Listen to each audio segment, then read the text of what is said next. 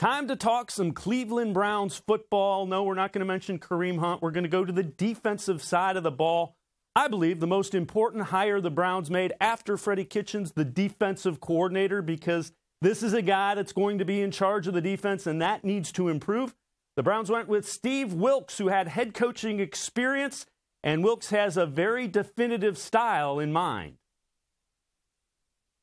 We're a 4-3 base. We're very multiple in what we're doing. I think you have to be in this day and age with all the different things that you're seeing. So it can change week to week. I am aggressive by nature, but it's all about trying to put you guys in the best position to be successful. And that was Steve Wilks, the new defensive coordinator for the Cleveland Browns. Time to welcome in Doug Lesmerises, the columnist from cleveland.com. Doug, do you like the Wilks hire? I do. I think a lot of times in the NFL, you can move on very quickly from the hot thing that doesn't work, right? So Steve Wilks was a guy that was a hot commodity. He had been the defensive coordinator in Carolina for 1 year. After John McDermott left for a head coaching job, he kept all that going, improved on it in some ways. And when he was hired by the Arizona Cardinals, he was a guy that was on the radar for a lot of teams. So it doesn't go great in Arizona as a head coach. He probably gets some short shrift with only getting 1 year there, but he's still the same guy that everyone wanted before. So he's still like a guy on the rise who kind of hit a bump in the road. So I think Steve Wilks is exactly the kind of guy you want in here. I know some people, thought it was a big deal that he has head coaching experience and that'll help Freddie Kitchens, but I think the main thing is this guy's a really respected defensive mind who I think has the best in front of him still. You look at the Browns personnel. You've got Joe Schobert. Do you extend him? You've got Jamie Collins. Do you try to trade him because his number doesn't really match his production? There's some decisions to be made on the defensive side of the ball. That area has to improve. What do you think about the guys that exist there right now? Yeah, I think the linebackers are the most interesting group. You thought that they had some pretty solid guys going into last year, right? You had 3 established veterans there, and I think Joe Schobert's the only guy you have to keep. I think Jamie Collins probably shouldn't be back. You can do better than that. I think Christian Kirksey could be back, but maybe not in as prominent of a role. So I think you could be looking for 2 linebackers here. Maybe both in free agency, maybe one in free agency, one in the draft. But Schobert, I think, is a guy, Greg Williams praised him a lot, and everybody heard it as sort of the heart of the defense. Making calls there. They missed him when he was out. But there are a lot of interesting names at linebacker. The linebacker free agency group is pretty good. So I think from the free agency standpoint, that's the number one place to start because you can definitely do better than Collins for sure. And I think you could keep Kirksey, but also supplement him. Well, let's take a look at some of the guys that you mentioned. There's some interesting names, some that seem to fit that we kind of like. So let's go into that. Who are some of the guys in free agency that jump off the page from the linebacker spot for you? Well, I just want to give you one of those things that there are names out there now that could be free agents, but their teams want to keep them, right? So not all the guys we're talking about are necessarily going to be available. But C.J. Mosley is a guy from Baltimore who has a good reputation against the run.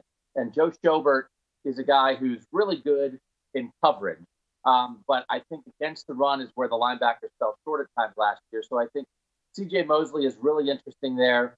I think Anthony Barr from Minnesota is a guy who people think can play all 3 positions, is a versatile guy. And they're both guys who are in their mid-20s, who are at that point where they're ready to get paid, but where they can come in and help this defense immediately. So I think a lot of people are going to have the same kind of list at linebacker because there's so many names out there. But they also could take a shot on some older guys, right? Because this is a team that should be thinking about winning now. So if there are some older players who are cut loose, maybe a Thomas Davis from Carolina, who might be on the back end, but could help you right now, you could consider guys like that as well. But they should be able to get, and they need to get, at least one big money, high impact linebacker. I think that's maybe the priority in the agency. And again, the thought being, you got to do better against the run than they did. For all the good things that the defense did, it still couldn't stop the run. What do you think about Wilks? He's made his trade and stock as a defensive backs coach. and is a really good one, very well respected across the NFL. That's why he got the head coaching job. So you've got Denzel Ward, and you've got Jabril Peppers. And that's a guy that until late last year kind of underperformed a little bit. And I think because you're asking him to do some things he just didn't do. Remember, this is a guy that played linebacker in the Big Ten and was pretty darn good at it. And you're playing him 25, 35 yards away from the line of scrimmage. Yeah, they certainly made progress with Jabril last year with how they used him and how he played. It was a step. And not all guys get it right away. Not all guys get fit. Not all guys click in right away. I think certainly there was enough from Jabril Peppers late in the season that you feel like he could be a breakout guy this year. And I mean, the secondary is good. Demarius Randall and Jabril Peppers, and then some of the depth they have at safety. I think they have to feel good about that. And then Terrence Mitchell turned out to be a really good signing last year before he got hurt, to pair him with Denzel Ward. I know some people are talking about maybe getting a young corner in the draft in the middle of the first round to put him with Denzel Ward. But I do think they have some moving parts. They have different options in the secondary. And when you're talking about Randall, Peppers, Ward, and Mitchell, I think those are four guys who all still could have their best football ahead of them.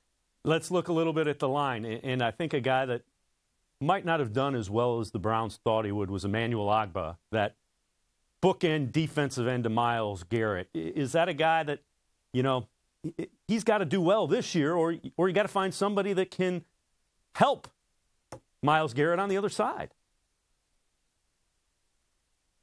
Yeah, and I think the best way to help Ogbah and Garrett would be maybe to add a guy in the middle to pair with Larry Ogunjobi. Grady Jarrett is a guy from Atlanta who everybody is talking about. The Falcons seem to be making some moves, maybe getting rid of some other guys to try to free up the space to be able to keep him. Again, Atlanta wants to keep him, but the Browns are in a position where they should be able to make a really serious offer for a guy like that. So I think Ogbah is disappointing in the sense that you didn't take Bradley Chubb and you took Denzel Ward instead last year at number 4 in the draft, in part because you wanted to give Ogbah a shot. You thought maybe you had that guy opposite Garrett, and then it didn't last year seem that way. But I think the one thing you could do on the defensive line is if you get an impact tackle, you make Ogunjobi better with that guy. You make Myles Garrett better. And I think you could make Emmanuel Ogbah better. So I think you have a chance with an impact tackle like Garrett, or maybe a guy a cut below him. You get a really good player, and you make the rest of that defensive line better by throwing him in there. I wouldn't necessarily want to give up on Ogbah yet. I think you can fill in behind him, and we saw them do that. Obviously, Jannard Avery is going to be a guy who's going to pass rush on certain downs and in certain packages. I think they can supplement behind Ogbah without necessarily going huge at that defensive end spot. But if you add depth and talent overall to the line, everybody should raise their level. Doug Lesmerises, columnist for cleveland.com. We appreciate the time talking Browns.